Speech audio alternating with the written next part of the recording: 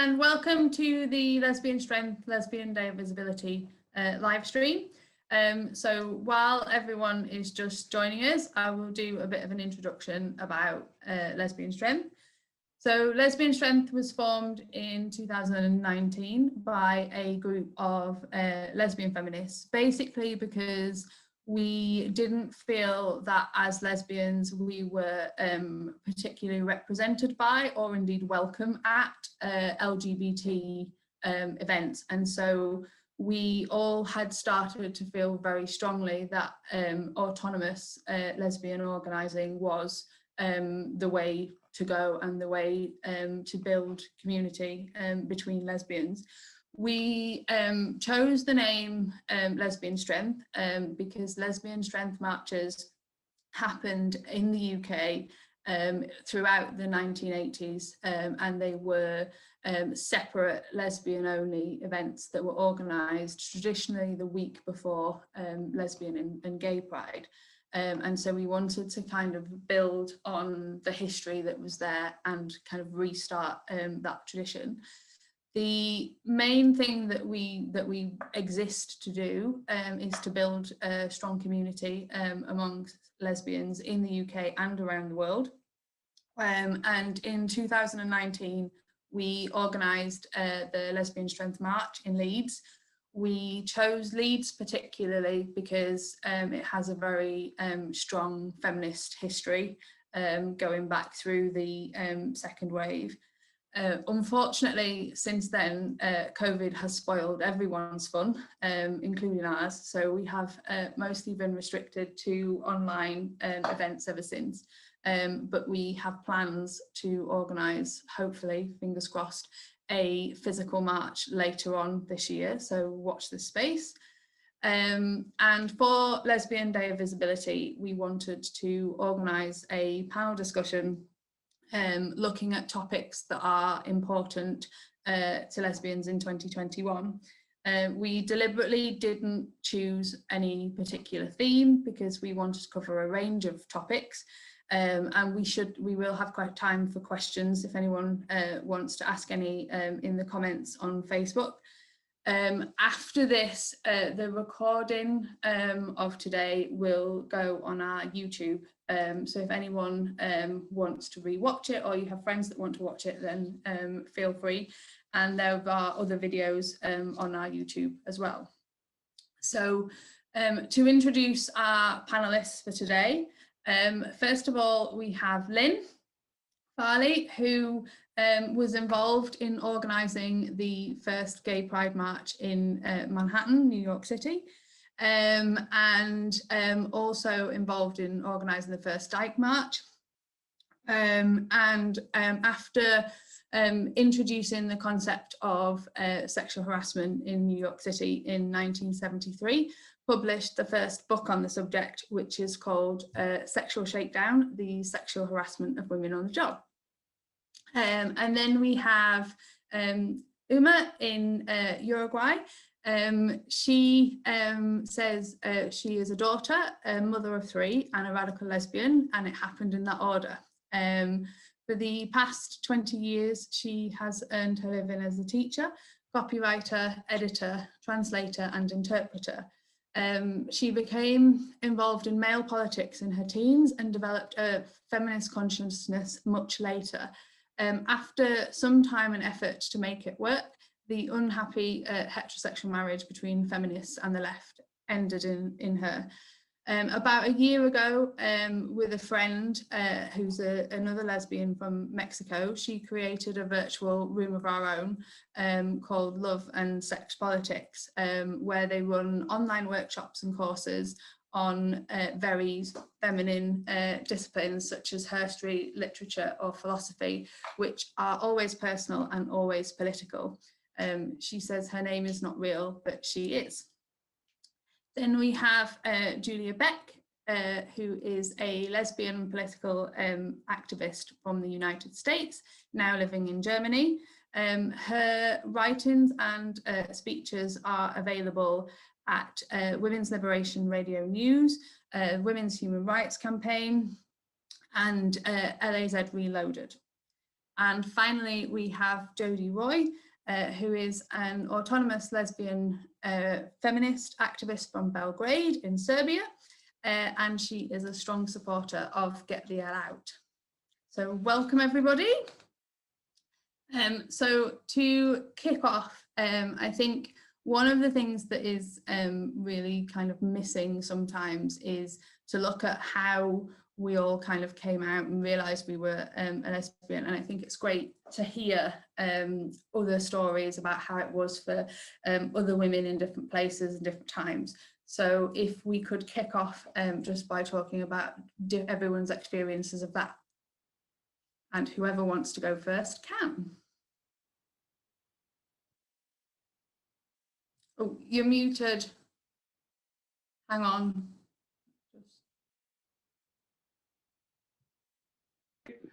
Unmute? Yeah, there you go. Am I unmuted now? Okay. I came out with a high school teacher. She brought me out, a gym teacher. It was kind of like right out of that song by Meg Christian. But, you know, she courted me for at least a year before there was any physical touching. She was my gym teacher. I was a student in high school. And so for a year, basically what she did, she invited me to go scuba diving on the weekends, and we did. And that was the first time I ever held hands with another woman, was in the guise of scuba diving. And I remember thinking when we would swim around holding hands, oh, this is nice. That's about all. Anyway,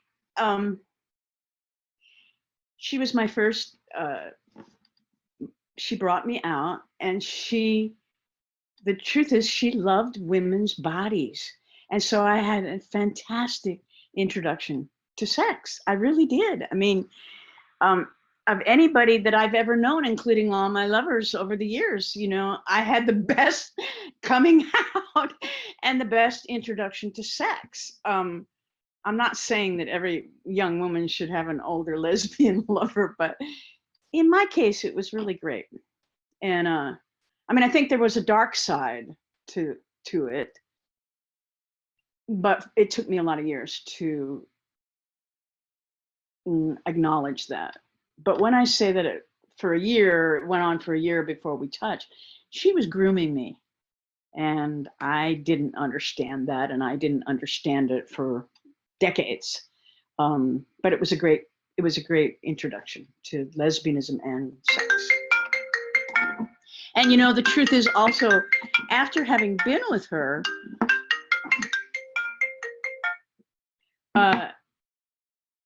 guys were kind of, I was just so over that. You know what I mean? It was just like, oh, wait a minute, this isn't feeling nearly as good as this other experience that I had. Anyway, okay. I have to unmute again.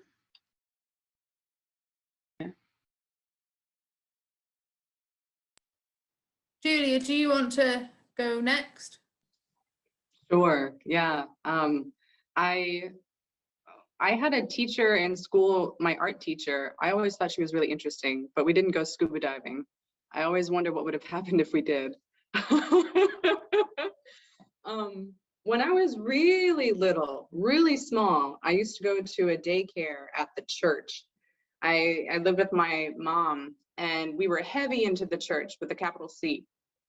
Didn't matter what denomination, we were always in there for something or other. And a lot of churches offered daycare or, you know, childcare. And I would be there playing with the girls. We'd be messing around, and then I would get in trouble for it. And as a kid, you know, oh, I learned that this behavior is not okay, so I shouldn't do these behaviors again, or else I'll get punished. So fast forward to puberty and like going to school, getting into university, I was with men because I was raised in the church, and I was raised to believe that my body was the temple of the Lord, and it should belong to God, and then the next person it belongs to is men.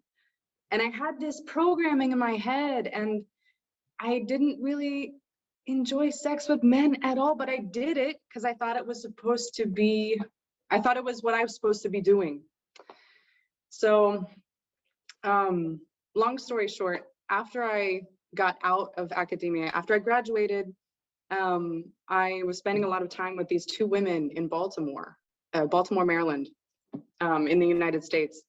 And they were in a relationship together, and they welcomed me with open arms. One was my friend from school, so naturally we got along. And when I witnessed their relationship, I saw the possibility of what a relationship could be between two women, which I had never seen before, besides in pornography. And that's not even a real depiction of lesbianism. But this is the kind of media and programming that I had been receiving all these years. Finally, I saw what could be real, and I thought, damn, that's it. So I guess the rest is history. I got involved in politics, and I was exploring on my own. I finally masturbated for the first time after coming out. So yeah, it's been a wild ride. I feel like I've been on a rocket ship going directly upwards into the lesbian nether regions of outer space, and it's been great. What, Jodie, do you want to go next? Okay, it seems that everybody has some teacher. Me too. When I was 12, I was in love with a French teacher, but she was straight, and there was nothing. She didn't take me scuba diving or anything. But I also suppressed this completely. I knew kind of that I was in love, but I also thought that because nobody around me was lesbian, there was no word lesbian when I was growing up. So I just put it aside for a long time. I knew that I'm not like the rest of others around me, and I knew that I don't want to get married, but I also didn't know what I was. I thought, because everybody was having boyfriends and all, I thought, okay, I should get one. So I did get myself one at a certain point. It didn't really work out. Then I found another one. Then again, it didn't work out. And then for quite a lot of time, I couldn't really place myself anywhere. And then when I was around 30, I accidentally came first to the family, but really accidentally came to the feminist movement. And then even more by chance met 10 lesbians at once. And still I couldn't really, I was impressed with the strength, with loudness of these women, but I was like, okay, they're cool, but I don't know if I'm one. And then, believe it or not, I started what used to be the remains of women's studies in Belgrade. And I became lesbian because of Adrienne Rich, in fact, because I read the compulsory heterosexuality and lesbian existence, and I started reading and first 3 sentences, and I thought, wow, it's me. And then the more I read, the more I understood it's me. I want to be a lesbian. And from there, everything started. Then I found a girlfriend, and it was all like in 2 months. And I wanted to go to the highest building of Belgrade and scream that I'm a lesbian. It was a big revelation and a big liberation for me.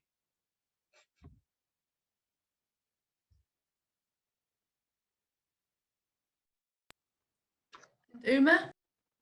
Yeah, okay. Hi.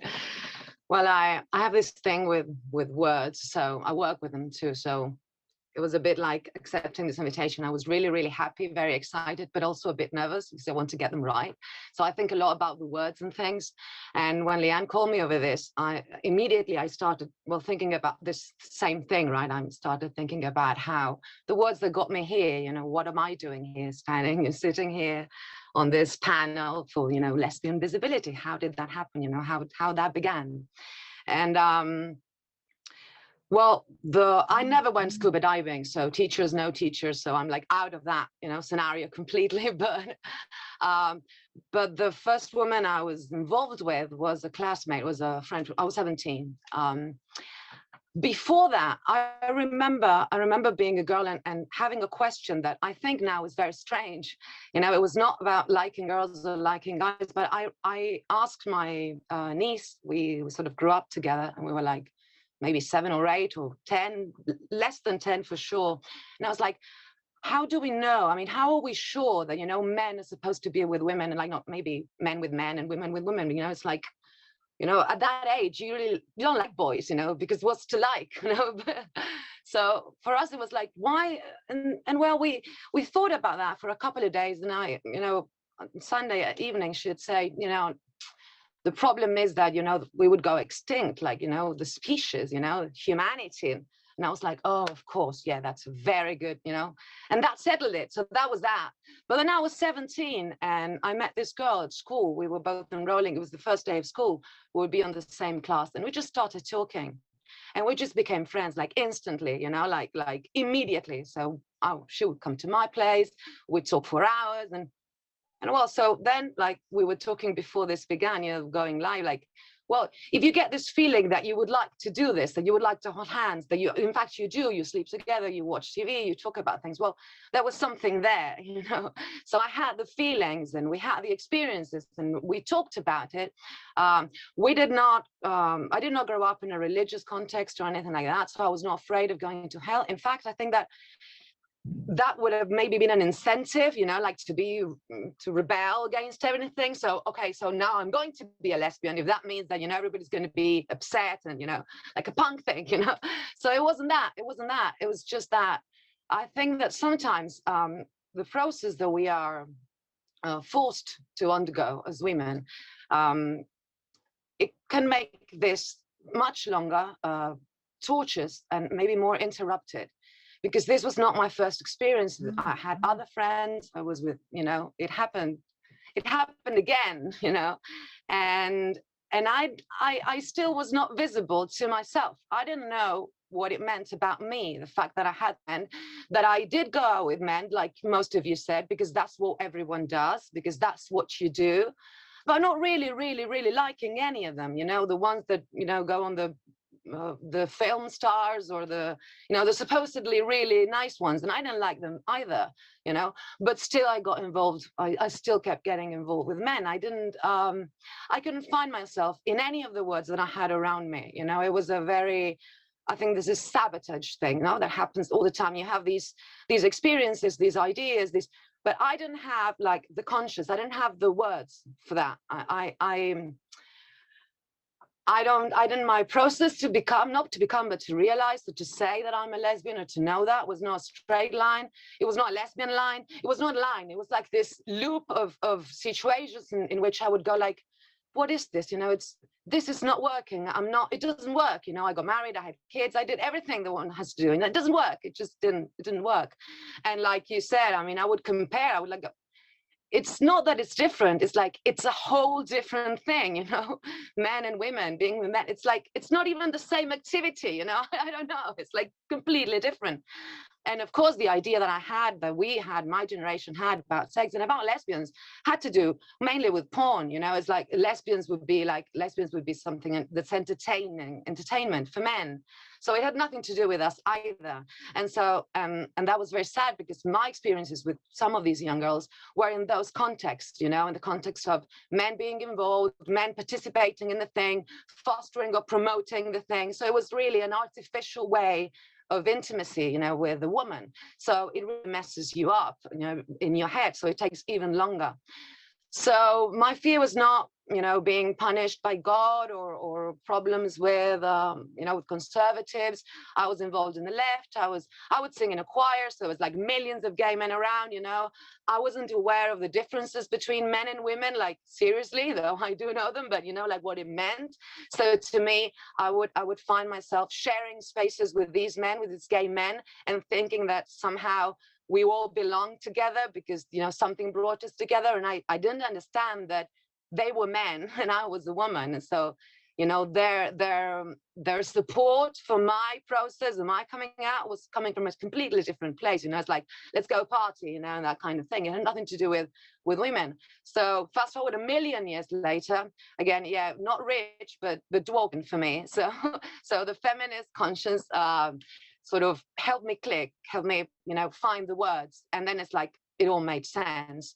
And it was, you know, it was easier, you know. It was finally this thing that was so difficult. Well, it wasn't, you know. You just have to be there, and you know, this is who you are. This is what you're like. You're a woman. That's it. You're a woman who does not believe in this religion of men, you know, does not believe what they say about who I am, or what I like, or how I like it, or, you know, how many people I'm supposed to be with until I can finally know for sure that I am this or that, or if I have been tainted by, you know, my dark heterosexual past, and therefore I'm now, you know, forever. I mean, I will never be a lesbian because I just, you know, that's it. So I think that it's important, apart from the visible thing, the meaning of the thing, because we are told what things mean all the time. Somebody points at someone and says, look, that's a woman, that's a lesbian, and that's more or less how, you know, it shapes your idea of what that means. So it has to be visible, and you have to know what it means. You know, I was all like, I'm not a lesbian because I fall in love with, you know, people, you know, like in general, one falls in love with people. And I was like, and now I'm like, yeah, which people? You know, there's the people who are men, and there's the people who are women, and that's it. And you're good. It's people doesn't exist. And I think that sometimes, in my case, without this feminist consciousness, it was difficult because, you know, I think that the problem was understanding what a woman is, you know, not so much the lesbian. I think that that comes a bit more naturally. The problem is with what women, what we are. And I don't think that I got that until like 5 minutes ago. Well, not 5 minutes ago, but maybe 8 to 9 years ago. So it was a longer process than it should. And I think that we should try to make that process shorter and less painful, mostly, you know, for as many girls as possible. Okay, maybe it was too long. I'm sorry. No, that was perfect, thank you. And I think it's one of the things, because that was my experience as well. It was very kind of stop-start and 2 steps forward, 3 steps back, and I'm not really sure what I was doing. And I think as well, because I did get involved with men very briefly, and I remember I find it very difficult to explain it to people, because I definitely did make a conscious decision to stop having anything to do with men, not because I found them attractive, but because I'd kind of fallen into it because it was easier. I think maybe the fact that we kind of highlight that, and that is normal for like a lot of us, that will be, because certainly when I was younger, like that was something that I really struggled with, and I think it is a fairly common experience. So the next thing would be, because we're very lucky to have lesbians from all over the world, just to look at what some of the particular issues are for lesbians in your country. So if you could just remind everyone where you are at the beginning, and then anything that you have to say, feel free. And whoever wants to go first can. I'd like to say something about what you just mentioned, Lauren, about how sometimes it's easier to be with men than with women. I noticed this too from my experience. I noticed that it was a lot easier to be with men because it didn't require any honesty from me. Men just cared about being inside of me. And when I'm with women, they care about me as a person. That's totally different. Yeah, but I think it's more than that. I think that you don't actually have to do anything at all. Yeah. Start in bed with a man. You can just sort of be totally passive, and you just seem to end up there. And this is what I think, you know, it is, and I think it's important to kind of acknowledge the fact that I think when you say that you're a lesbian, you are very definitely making a choice, and it's not a choice that you make once, it's a choice that you continue to make, because it is, I think, you know, you have to, because I think the other side of it is the isolation, because I was similar in that I didn't know any other lesbians, so I found it quite difficult to find the lesbians. And so I think because as a young lesbian, that is what you are confronted with. It is difficult. And I think this idea that, you know, we all know what and who we are and it all just happens just isn't reality. But it's certainly something that it put a lot of pressure on me when I was younger, because I thought that everyone else kind of had their shit together and it was just me that was like clueless in the middle of it. And I think maybe in terms of what we can do for young lesbians, but also women who just haven't got there yet, is to kind of acknowledge and make sure that it's visible. It wasn't necessarily always straightforward and easy for us, because I think that there's this narrative that, you know, if you're a lesbian, you kind of come out of a uterus and you know that, and there's never any other option for you. And I don't really know anybody for who that is true. But actually, I think it does put pressure on people. And I think if we acknowledge that actually the reality is different, it will make things easier. So if we go back to things in our respective countries, so whoever wants to go first, go. Well, I never unmuted, so I can just, I'm from Uruguay. It's a very small country in South America between Argentina and Brazil. We're very like progressive. We have same-sex marriage and legal abortion and legal marijuana. We like, we're good with all the laws, you know, on paper, everything's all right. So the situation here is that I think that we have all the rights, so everything that's achievable has been achieved. We went from the first, you know, pride parades with literally 20 people to like massive marches now, which are called diversity marches, and everybody goes there. You know, it's like men, women, bicycles, cats, you know, everything goes. So everything, you know, in terms of agenda and visibility and stuff seems to be a success. It's this apparent inclusion, but it remains, I mean, it remains pretty much an individual issue. Of course, there are lesbians, you know, every day is a sunny day, you know, there's no sunshine, you know, there's no days without, so there are lesbians all the time everywhere, so that's not the problem. But it's not an agenda, it's not a political issue. Lesbians follow, you know, the alphabet soup courses and agenda. So there are no specific like lesbian spaces. They are like diversity, like LGBT, whatever. Or they're called lesbian spaces, but they also, you know, trans inclusive. I mean, so men included and that stuff. So the political situation here is that there is no specific, there's no consciousness of lesbians as a collective, like in itself. It's just part of this larger thing, and therefore there are no political issues related to lesbians on the agenda. So you have the rights in paper, but you know, technically, I mean, you're still invisible by the standards that we're mentioning right now, and I think that is a serious problem, you know, because for what that implies, you know, for girls, or in that context, I mean, there are no specific spaces for political or other kind of, you know, gathering of lesbians as lesbians. That's the situation here. No bueno.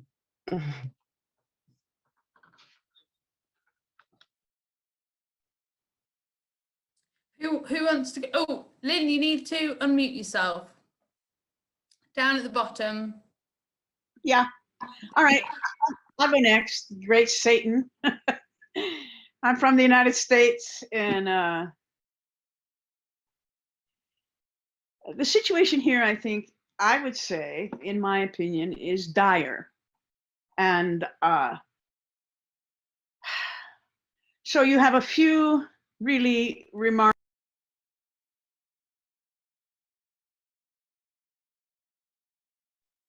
Lynn, it's muted again. Martina Navratilova.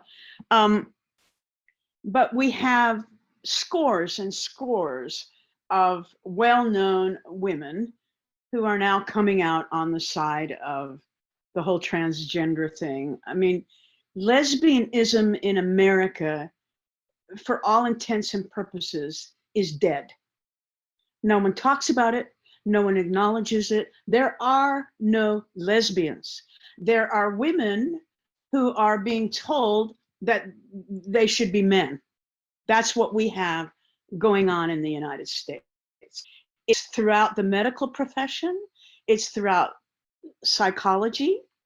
It has totally infected Hollywood, so that all of these people who might be models or someone that a young lesbian might imitate, what they're all getting is, you really want to be a man. Any woman that would want to make love to another woman who is attracted to other women, that's really, she just is in the wrong body. She should be a man. And lesbians are buying it to a sad degree.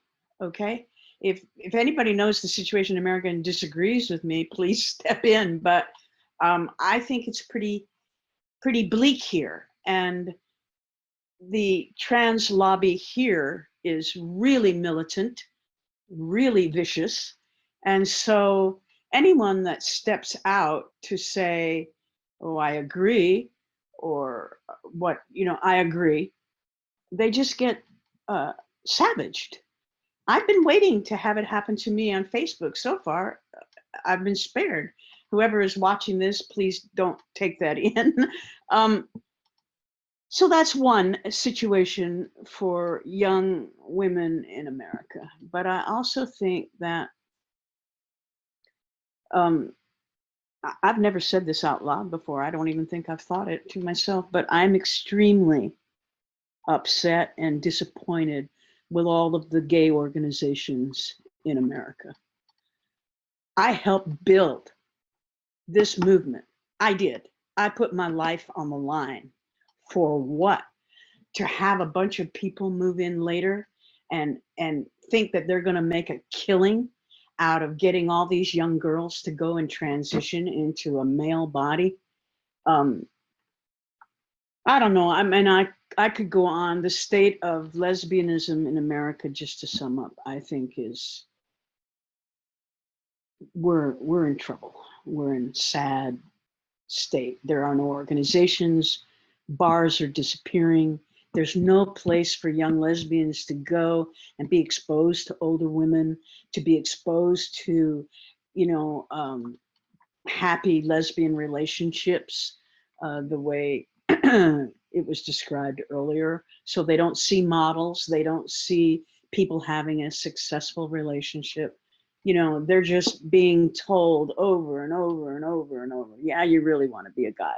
And now we have, it's not just men who are transitioning into being women, but I am told, I haven't seen the numbers, that a large number of young lesbians are transitioning into being guys. That's what they're being told they have to do, and they're doing it in large numbers.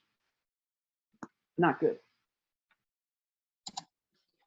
I'd like to add on to something that Lynn, that you mentioned about the fact that it seems like there's no lesbians anymore in the States.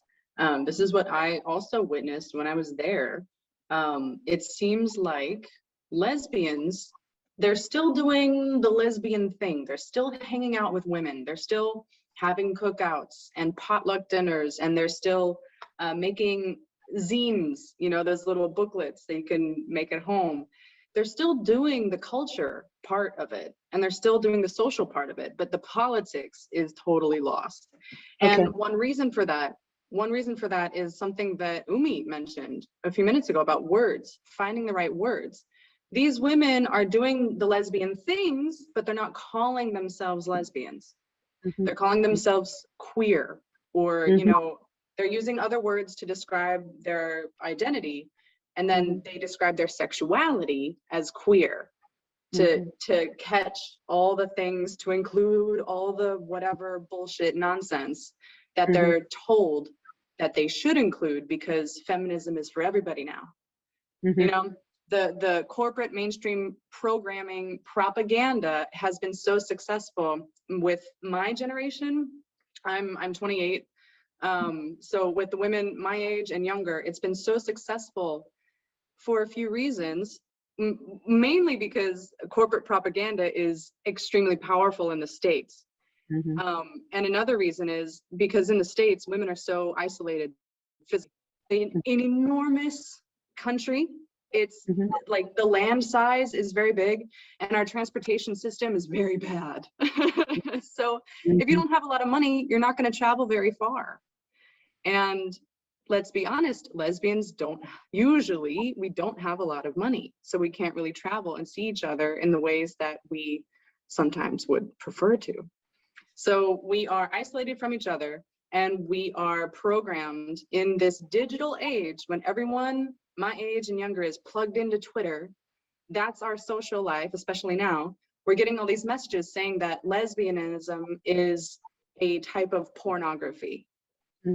And that is the reason why women are not calling themselves lesbian, because they don't want to be associated with this dehumanizing category of objectification. And I'm partially speaking from my own experience here. This is the reason why I was so hesitant to call myself a lesbian in the first place. Also, I didn't want to say I'm a lesbian on the street and then to have men looking at my ass.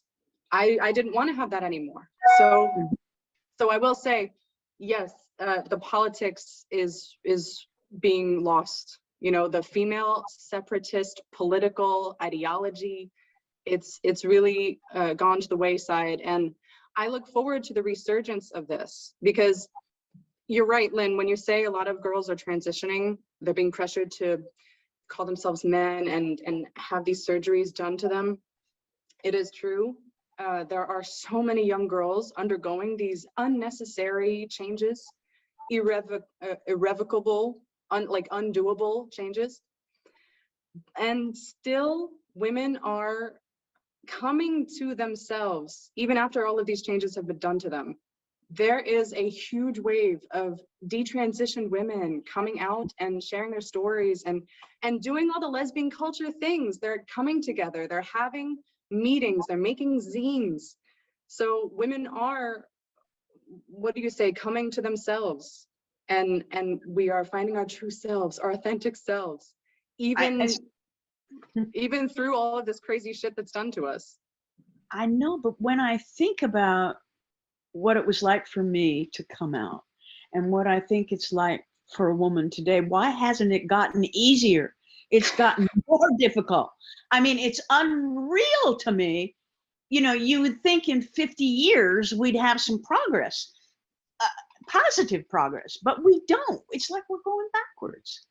You know, the patriarchy is an extremely, it's like a many-headed hydra. You cut off one head and it just comes back stronger in these other areas. And I think that's what we're seeing here. It's very... One of the things that does make it more difficult for younger lesbians now is the fact that, you know, on surface, it seems like it should be easier. You know, all the laws are fine, you know, like, yes, lesbians do get attacked, but in theory, you should be able to walk down the street holding hands with your girlfriend without a problem.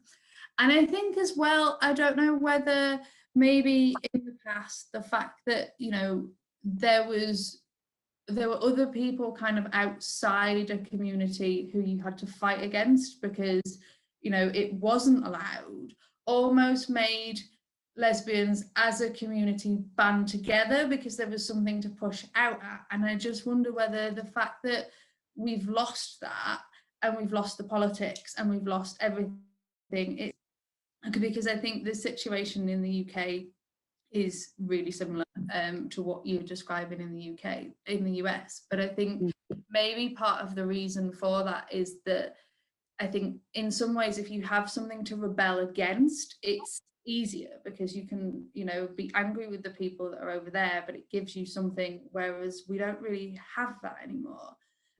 And then at the same time, I think because what we were talking about before, which is, you know, basically compulsory heterosexuality, I think the fact that you kind of, as a lesbian, you kind of, if you're a salmon swimming up a river, you kind of got past that bit.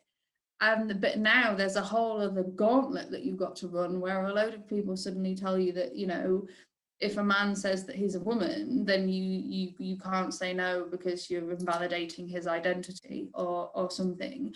And then so you've kind of gone past the kind of old barriers, and there's a whole new set. Yes, the whole new set. And, you know, but when I think back on my life, my political life as a lesbian, and most of my social life as a lesbian was political to a certain extent. Lesbians in general, I would say, are not necessarily political. I don't even think back in the day when we made a revolution, we were that political, if you know what I'm trying to say.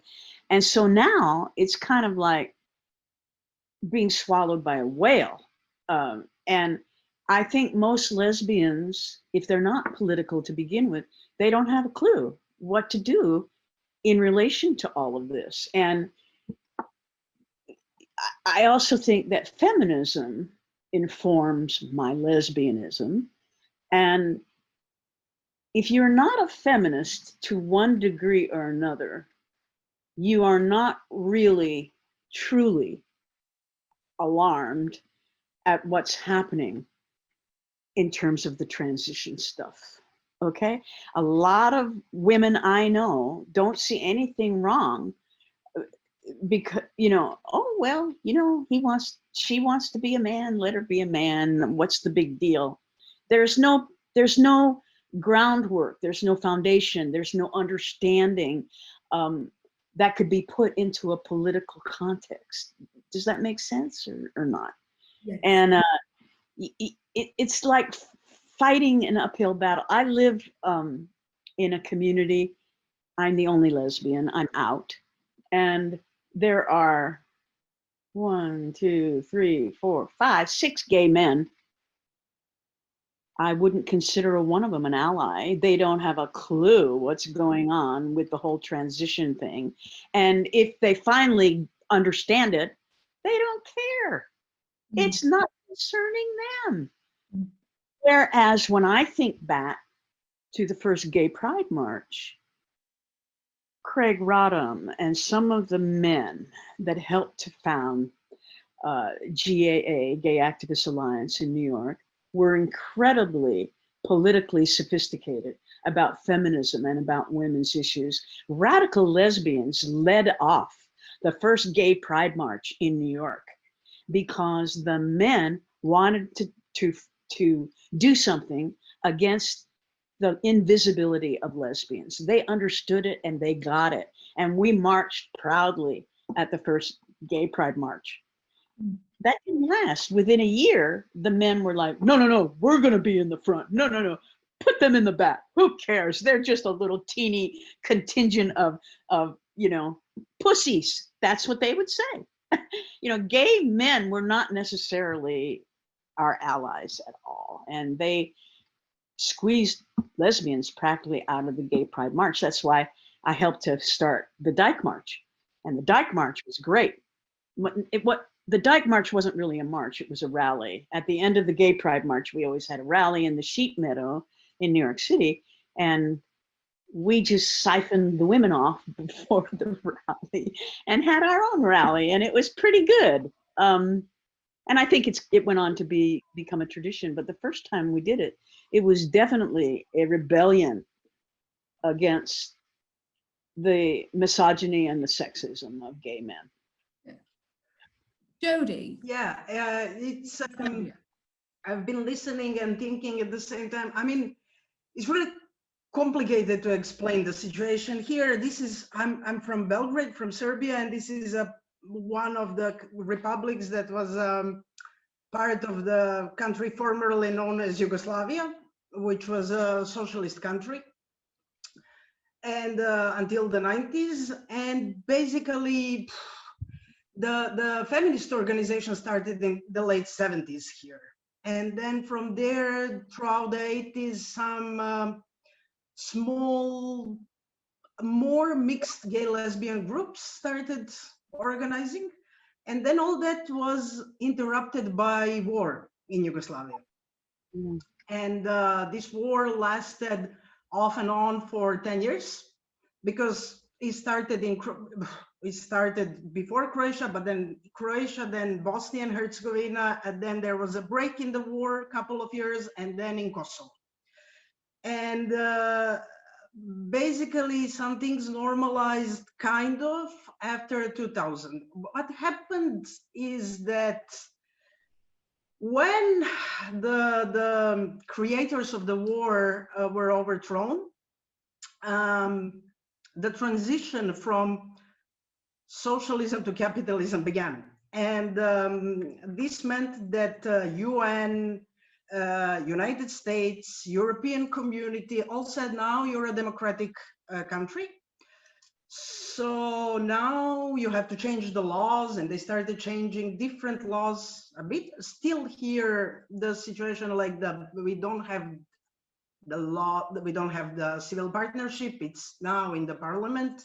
We don't, marriage is out of the question and stuff like that. We do have lesbian prime minister though, who is part of the fascist structure. But what happened also is that a lot of NGOs were formed. NGOs were getting the money from UN, EU, and United States funders, and they dictated the politics. As there was no lesbian politics to begin with in the 80s and throughout the 90s, it was just anti-war, strong anti-war, and really important anti-war movement. Big organization to support women who survived sexual violence in the war, but no lesbian politics. So from 2000, only the entire politics is formed through NGOs, through funders, by funders through NGOs. So there is no lesbian politics. There are no lesbian organizations. There are no lesbian bars. There are individual women who, of course, because this is really a small country, so we all know each other. There are women who call themselves radical lesbians, but they're individuals. They are not organized in any group. Neither. We tried different things, but we never had actual support of anyone. We, for example, once tried to, I pushed to make, well, we were part of international kind of projects, and that was called Feminist Caravan, and within this we tried to make a lesbian march, but within that there were strong attempts to let transgender people to enter, and we had a lot of discussions. Finally some came also to this. So it's really what you're talking about, the situation in United States, it's kind of reflecting, because we are depending on the money from United States and from entire Europe. Mm-hmm. Also, the same thing is reflecting, and it's like copy paste. Only as this is post-war, quite conservative country, things are going a bit slower. But now you can't find young women who call themselves lesbians. Now you immediately, when you say something, you are immediately labeled as TERF, SWERF, I don't know, Smurf, all kind of earths. And it's really impossible to reach out. Really impossible to reach out. There are strong trans voices here, and they have a lot of support from heterosexual women that call themselves feminists as well. So it's really, I don't know, really complex situation. And there is also no history of self-organizing, so of any kind. Always everything was dependent from the money from the outside, because it's also everybody's poor, not poor for Europe.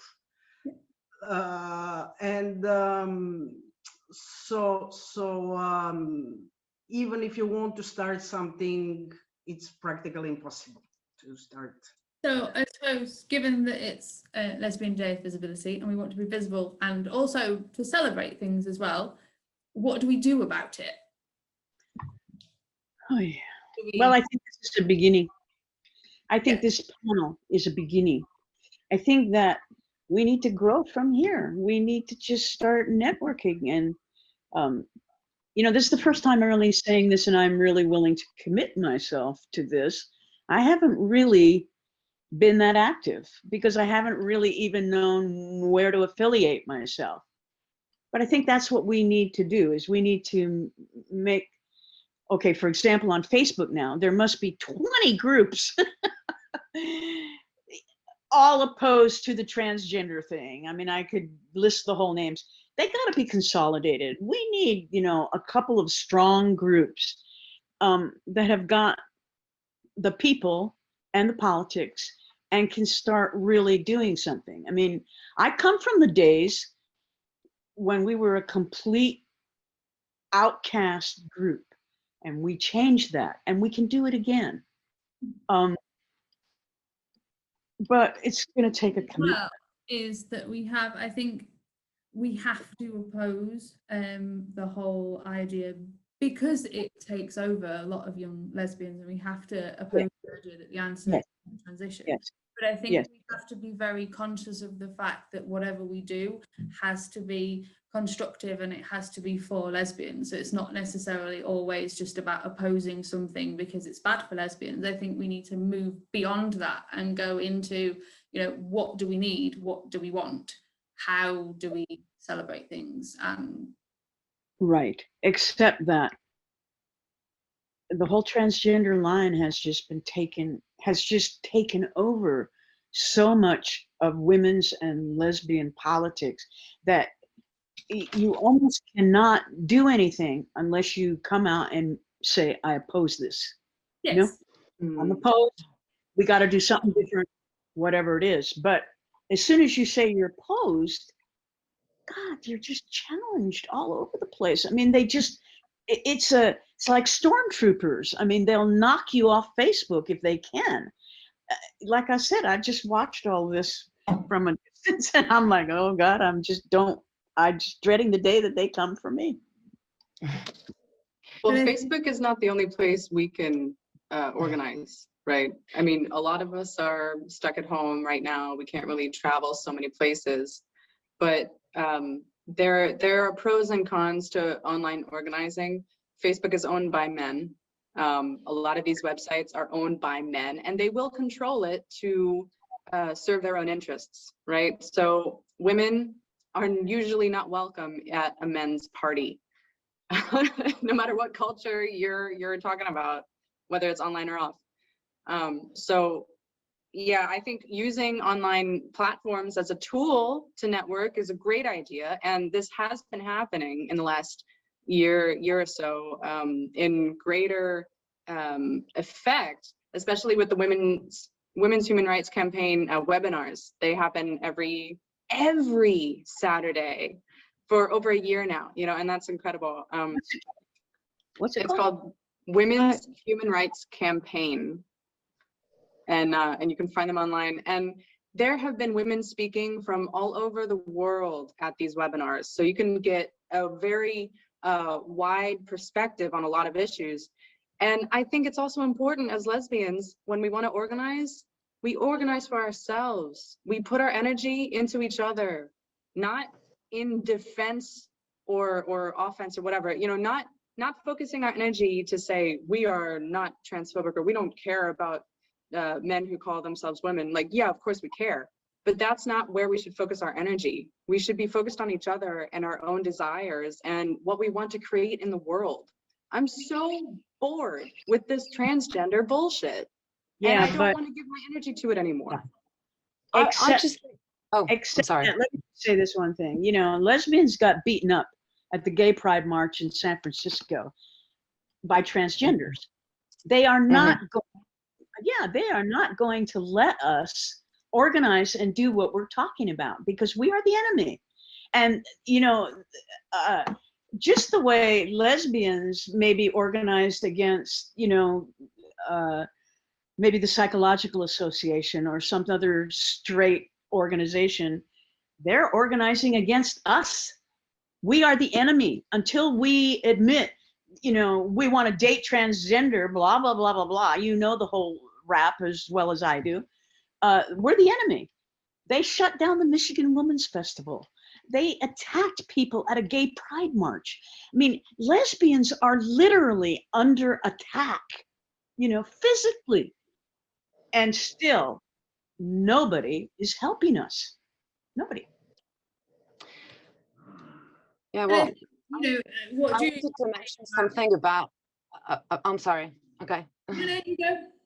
Okay, well, about time, you know, because I know that things seem, well, they don't seem that they are like really bad for women, but most of the things that we mention are how, you know, this political group of men was not, you know, eventually failed lesbians, or this political movement to get this achievements or whatever eventually backfired, or this tag or identity or concepts that we might have embraced as maybe gender at some point, or even identity politics at some point, then backfire, and etc., etc. And we get, you know, attacked, sometimes more clearly or physically, but I think that has happened like throughout the past 5,000 years. You know, it's not a new thing. I don't think about what you mentioned earlier about the patriarchy, you know, growing more heads. I would think that I think that rather it repeats itself with minor variations, you know, throughout the past 5,000 years or so. And it was never in men's interests that women, you know, relate, you know, connect with other women. You know, it has never been in men's interest. They never wanted that. They never fostered that. They never promoted that. In fact, I believe that there are two main pillars of this system, and all the systems built upon it. You know, there will be like, the worst enemy of a woman isn't, you know, another woman, and what you need is a dick. Those two are the basic pillars of, you know, male culture. So I think that lesbians, just by existing, you know, that's challenge, you know, that's literally right there. I mean, it's a woman that does not believe in that religion. So there have been lesbians before there was a word for that. And I believe that there will be lesbians, you know, even after the word has been rendered completely meaningless, because we've seen it grow from, you know, anomaly, pathology, something immoral, an accident with no possible meaning has just happened and doesn't mean anything, or porn. And now ultimately, in its ultimate form, it will be like meaningless, because either, you know, men can be lesbians, or lesbians have to be called men, because lesbian is defined by the fact that you don't like to wear, you know, makeup or whatever. I mean, so, and I don't think that that's possible. I don't think that it's materially possible to erase or disappear lesbians, you know. I do believe that, of course, that's what they will be trying to do, because that has been the same game, you know, throughout. And I think that in some parts we have, I'm not saying responsible, but, you know, we didn't see it coming, you know, all these stories that we're saying about, well, at first we would have these organizations, you know, with the LGBT, and then we noticed that suddenly, you know, the boys were doing their own thing, or, you know, they would throw us under the bus. That has happened in every political movement, in every, you know, group. So it's not new. What I'm saying is that it seems new because it's shocking, because, you know, for fuck's sake, it's like 2 meters, you know, men who are this big in pink hair and with metal and leather, and of course they're intimidating, you know, because what the fuck. But it's not really that new, you know, in essence. I mean, so I think that first, you know, what we have to do is like not be afraid of it, and especially not let it like dictate what we do. I mean, I understand the non-complying thing, absolutely, you know, but I'm thinking that it has, you know, that it's very important that we understand, and that other women understand, that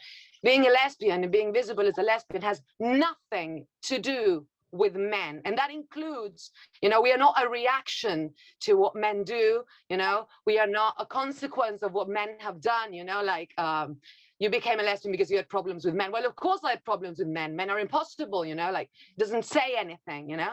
So I think that it's important for us to remember that being a lesbian has to do with women, not with what men do, what they think, or what they think we think, or what they think we do.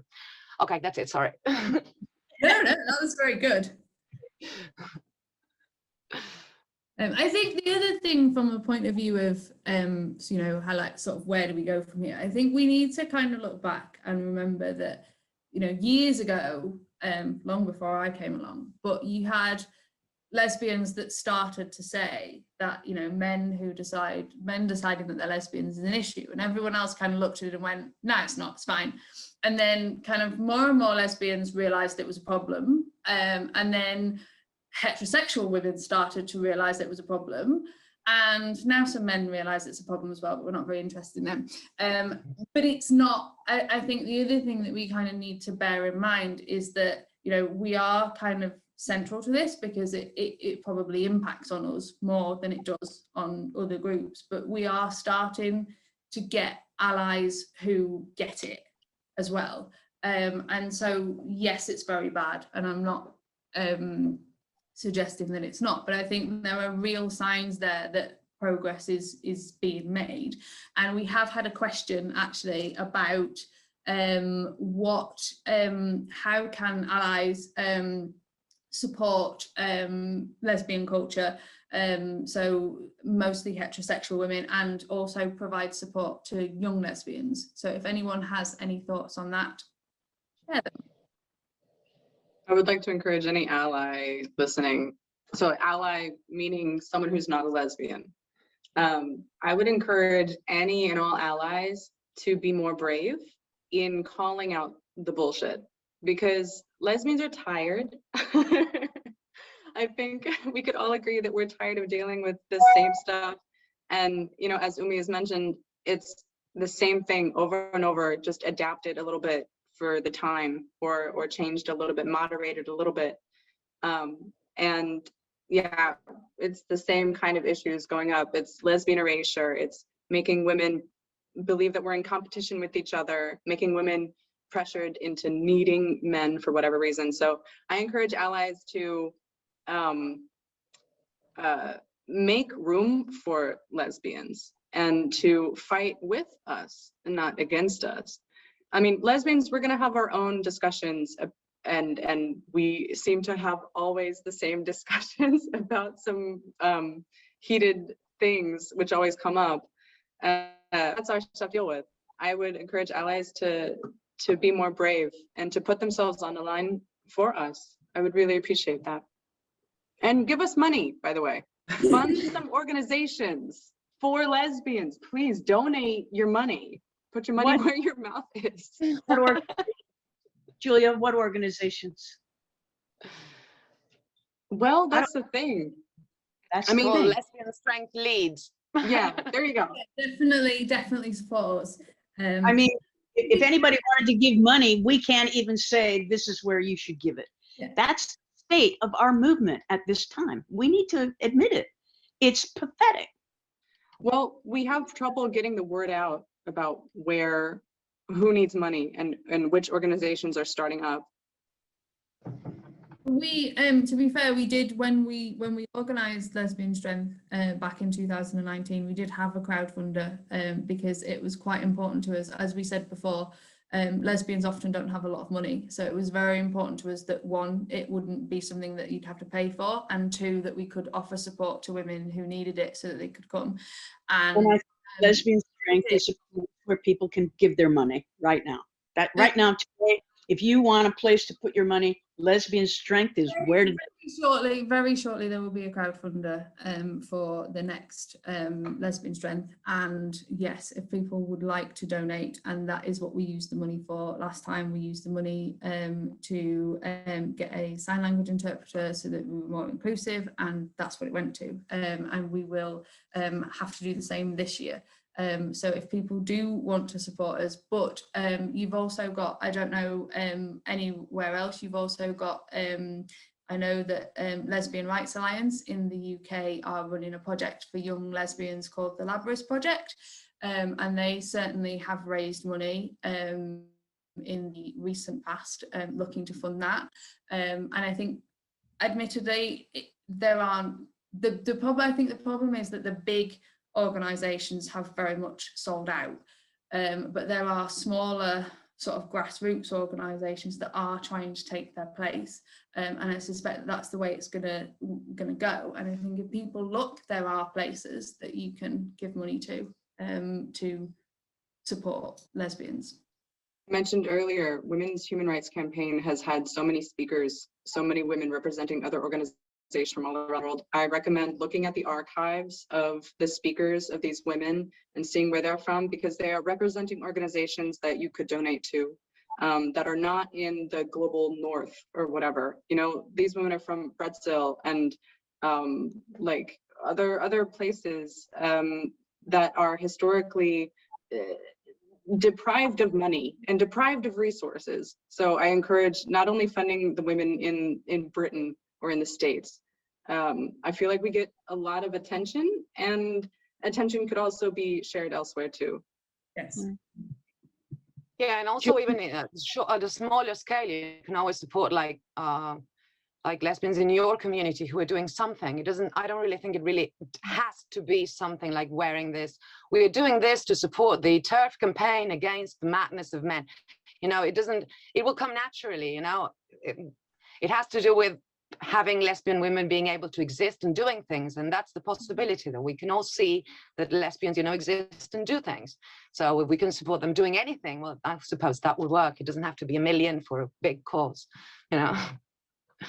I wish we had enough money Yeah. to get the stories of detransitioners, For example, put out there as widely as the stories encouraging people to transition. If we could do that, we would make a huge dent, you know, in the whole juggernaut that this thing has become. But we don't have the money. We've never had the money, you know. Gay rights, the guys always brought the money in, and we always came along limping behind. It's one of the reasons they didn't respect us. You know, women in general have a huge money raising issue, but lesbians, it's pathetic. It's just pathetic, really. What about you, Jody? If there is there a place that people could contribute money and help over there? No, as I said, there is really nothing, no group there is simply not enough women, there are simply not enough lesbians who understand the problem to begin with. Like this is, and who are willing to I've lost you don't know how many friends over this topic. I know, Haven't we all? city, this is yeah, but this is a I'm living in a capital, like I know okay, it's a very little community, like really little, but I know nearly all of lesbians, not all, but nearly all of lesbians that are in some way active somewhere. I have 3 friends and that's it. You know, like, and it's because there are no lesbians who want to understand that they go with the flow, they go with the queer, they go with the mainstream, they simply go with the flow. Because from the beginning, we were not politicized. I became politicized because I by chance managed to go out of, I mean, we can travel, yes, but I got a chance to be part of this feminist caravan. I got a chance to travel from Kurdistan to Poland. Then I had to go out, but then I had the chance to because I have friends I'm part of some other networks, and then I had the chance to organize these 2 gatherings in France. Radical feminist gatherings that we made, and then of course all these experiences made me who I am today. But a bunch of other women, they don't have these chances, and there is here I can't politicize them because for them, I'm too aggressive, too radical, too extreme, too I don't know what, and they don't want to listen to me. They just chuck me out. So money, no money, I have no idea here. Sure, maybe some would move a little bit. Maybe if they knew that they could travel to some other place with this money, then bring some. Yes, but I have no idea to whom this money would go in this particular moment. I think the other thing that kind of comes out of that is like how important it is, as well as the money side, to network. And because we are a small community, I think we need to kind of talk to each other in different countries, in different places, because if you stick to where you are, and then so lesbians are a small group, and then you take away the lesbians that don't want to be involved in the politics, you don't have many women left. But we can build networks kind of across big spaces. The internet is wonderful. And kind of do that. It's going to have to be global. I mean, I'm a lone ranger here in the States in terms of, I can't tell you the groups I've been thrown off or I have been censored on. There's one group for, it's called the Stonewall something or other. It's for people who were there at Stonewall or helped to organize the first Gay Pride March. And there's nobody on there that doesn't support the whole transgender thing. And okay, so this is a little pet thing of mine, but we are seriously out of touch with physical reality in this country. It isn't just the issue of transgender. There are other things where we're just not in touch with reality. What is this about? Why is this happening? I mean, how can so many people think that a man could become a woman? Where is their mind? Do you know what I'm saying? How? It blows me out of the water. Sometimes my mouth falls open, but I think, there's a lot of money going into this transgender thing. I keep coming back to money. We are like seriously deprived in terms of the money department, and the transgender thing are overflowing. They've got the Pritzkers. They've got huge money makers. And that's what's speaking around the world, I think. They go in, they give these organizations money, they help them in some way, and all you have to do is support the transgender thing, which everybody knows is a really good thing to do. Well, now we have the opportunity to do really legitimate grassroots organizing. I'm not going to disagree with you about the inequality of funding. I totally agree with you there. However, this is giving us a huge opportunity to network, as we said before, network locally and internationally as well, and then just get organized from a grassroots level. And I have so much hope for women doing this. I will say, in Baltimore, there was a very tight-knit group of women that I was working with to like vandalize public places and put up stickers and like crash the Pride Parade. And we did these things and we did them together, and there were not many of us. I will tell you, there were not many of us.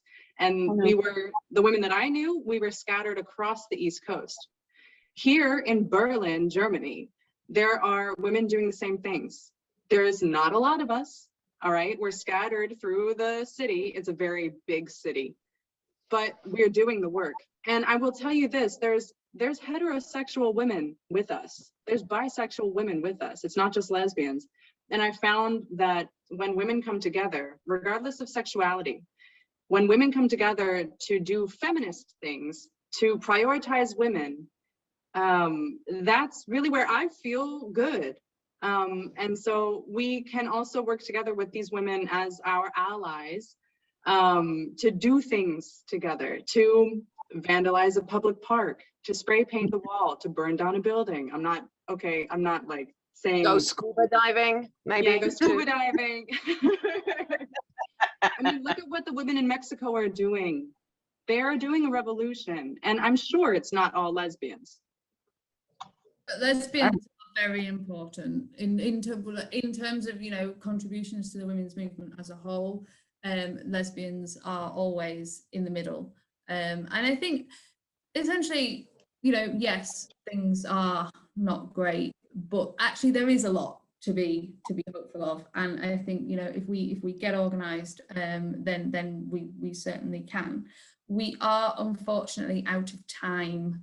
So we could talk for about another 2 hours and still I have a whole list of things that we were going to talk about to see how we got there. If anyone is interested in any more of these panels, because I think it has been kind of really good to do, then do let us know. You can contact us via the Facebook page, or we are on Twitter as well, and we could look at doing this semi-regularly. I want to say a massive thank you to the panel. You've all been great, and thank you so very much for giving up your time. It is very much appreciated. And to everyone who has watched live, or if you're watching this on YouTube later, but no, it's been brilliant, and I hope that wherever you are in the world, you are a visible lesbian today, because we need them.